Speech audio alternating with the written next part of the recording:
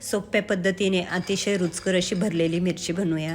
शेंगदाणे भाजून घ्या आणि शेंगदाणे भाजत आले की लगेच त्यामध्ये बेसन पीठ टाका, एक पळी भरून।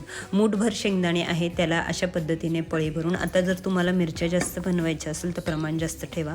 मिक्सरच्या भांड्यामध्ये ते भाजलेले शेंगदाणे आणि पीठ घ्या, त्यातच थोडंसं लसूण, कोथिंबीर, जिरे, लाल तिखट, हळद आणि घरातील मसाला, बस पाणी न टाकता असं वाटून घ्या। वाटल्यावर त्यामध्ये चवीपुरतं मीठ टाका।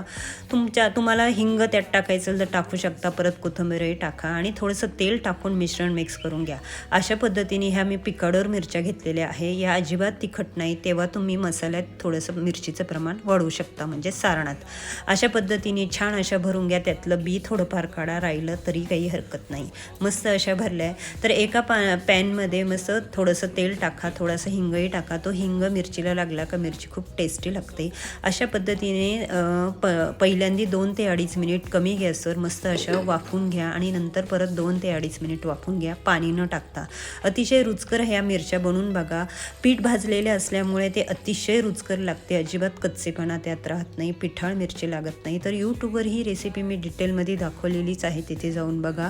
आवडल्यास आपलं यूट्यूब चॅनल सबस्क्राईब करा, इंस्टाग्राम फेसबुक पेज लाईक आणि फॉलो करा आणि अशाच छान छान रेसिपीचा रोज आस्वाद घेत जा। तेव्हा बाय।